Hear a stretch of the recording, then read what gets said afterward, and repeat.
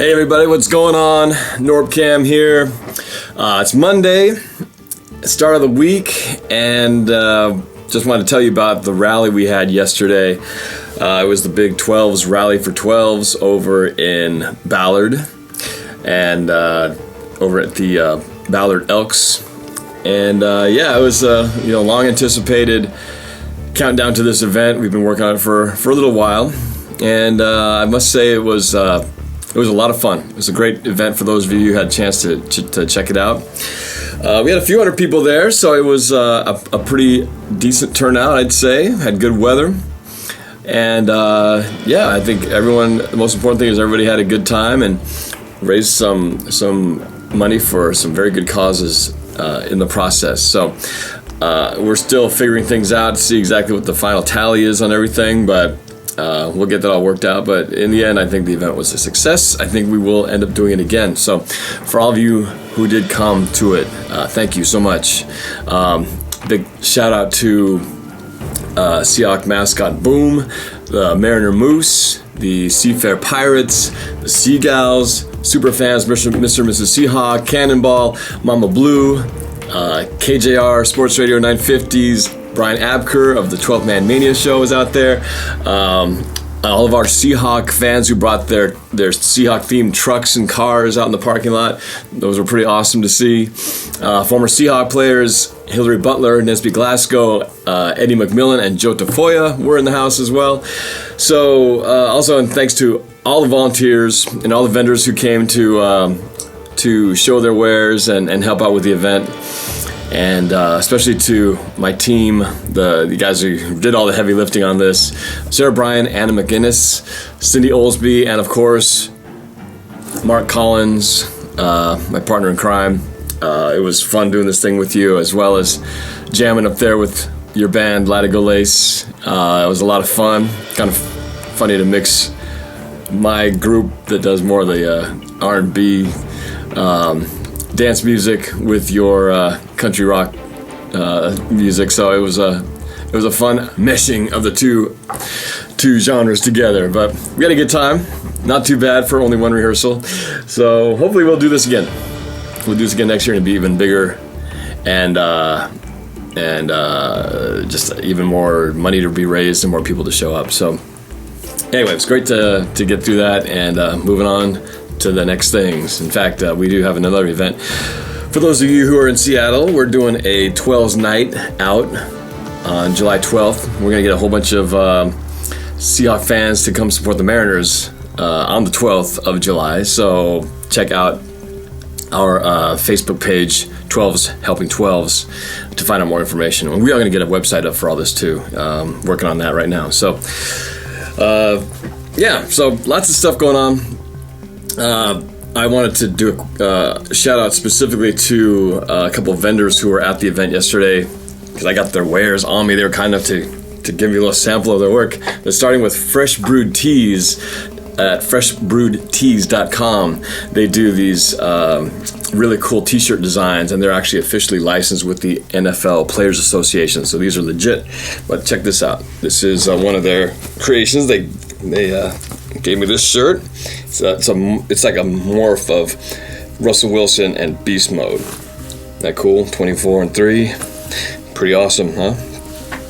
So if you like that and want to see some of the other designs, again, check them out at freshbrewedteas.com.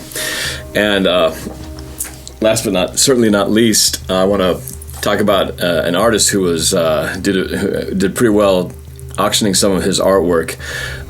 Amazing stuff. And his name is Johnny T. Green, and his Facebook page is JTG Original. You can look it up, JTG Original.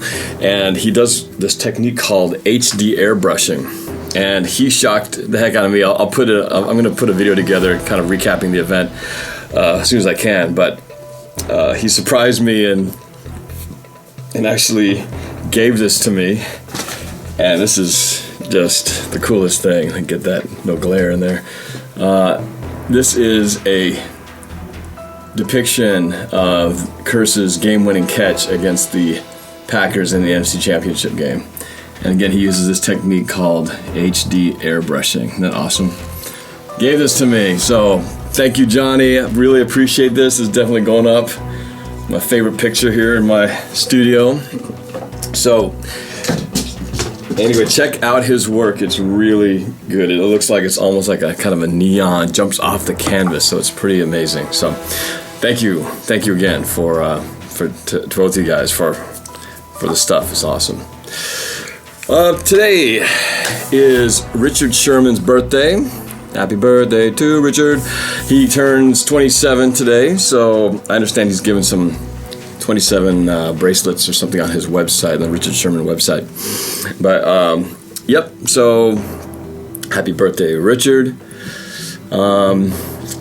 Yeah, it's a funny part of the season where, you know, free agency is still going on, but it's kind of starting to taper off, getting ready for the draft. I do have a video coming out specifically addressing the free agency. It's a music video, actually, and I'm hoping to get it out by tomorrow. Hopefully you'll get a kick out of it. It's my thoughts on free agency set to music. So I hope to debut that tomorrow. Some other news. Russell Wilson, as you may know, he's been down at spring training with the Texas Rangers, who, of course, drafted him. So he's been, living out his other sports dream with those guys, and apparently hit a home run over the weekend during spring training, which is pretty cool. Wouldn't expect anything less from him. And when asked, a reporter asked him, "So, are you saying goodbye to the possibility of playing both sports, football and baseball?" And he quote said, "Never say never." So that just might be entertainment talk, but considering the fact that he will probably be, after the Seahawks get his contract settled, probably before the season starts, and will most likely make him the richest NFL player, I'm sure that he would not want to jeopardize anything in that deal. So, I'm pretty sure he's going to be sticking with football. But, he's going to be expected to be the highest paid, not necessarily guaranteed money. I'm sure there'll be some stipulations within that contract, but in as a total whole, he probably will be one of the highest paid, if not the highest paid player. So we got to get that done, and of course we have to make sure we get Bobby Wagner taken care of. He's another of our off-season priorities coming up. So, a little quick side note. This story I saw today, I don't know if it made me mad or if it just made me more proud of our fan base, but did you hear about this? That the Atlanta Falcons were fined $350,000 for pumping fake crowd noise into their stadium. They also had to give up their fifth round draft pick for next year's draft. So, I'm glad they got caught and glad they got punished, but I don't know, I hear that and I just think, man, that's pretty sad. It's pretty sad that, a team has to resort to that because, like I said, it just makes me more proud of the fact that we would never do something like that up here because we don't need no fake crowd noise. You know what I'm saying?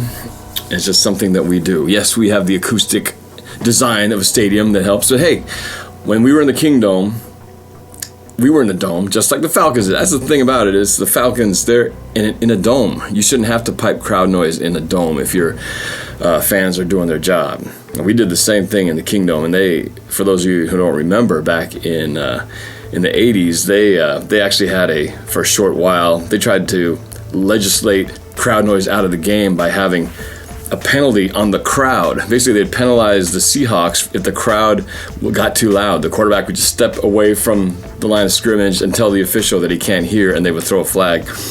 And I guess it was a 5-yard penalty or something like that for the crowd being too loud. And they were hoping that would quiet things down, and it didn't work. It didn't last too long. So I don't know if you guys remember that, but for those of you who were, Kingdome era Seahawk fans, that was a fun time because I remember too when we had the new stadium design open air, we were all concerned, like, why would we give up the dome advantage that we'd had so long? Little did we know would not be a problem. So anyway, normally I wouldn't really feel bad. I'd say you guys deserve that, but the fact that Dan Quinn is now making his starting head coaching debut down there, I feel a little bad for him because now he has to start the season off, next season in the draft with a one less draft pick and that little embarrassment on there. But hey, that's their problem, not ours. So that's it for now. Got more coming up later. Like I said, free agency music video coming at you very soon, and I'll keep more videos coming. Got a lot of fun stuff in mind, ready to shoot. It's all up in here. Just got to get on camera. But thank you guys for watching. I'll try to make more regular, stick to my regular schedule of videos. Trying to get them out one video on Tuesday and Friday. So I'm trying to stick with that. It's been a little bit difficult, but I'm working on it. Today's a bonus. Today's Monday, so I'm ahead of the schedule. So anyway, thanks again for watching, and again for those of you who came to the event, thanks for being there. It was a pleasure meeting a lot of you guys in person. And for those of you I haven't met, maybe someday we'll get to meet at a game or a future away game or Super Bowl possibly. Maybe San Francisco, huh? All right, take it easy. Talk to you soon. Go Hawks. Oh, don't forget to subscribe. Go Hawks. Thank you for watching NorbCam. To subscribe to my YouTube channel, click the button at the top. To watch my Super Bowl interview with Paul Beyer from 12 for 12's radio, click the video on the left. To watch the Miracle to Clink NFC Championship win versus the Packers, click the video in the middle. To watch the Super Bowl heartbreak, my view and reaction to that final drive, click the video on the right. And check out NorbCam.com. Thanks for watching. Go Hawks!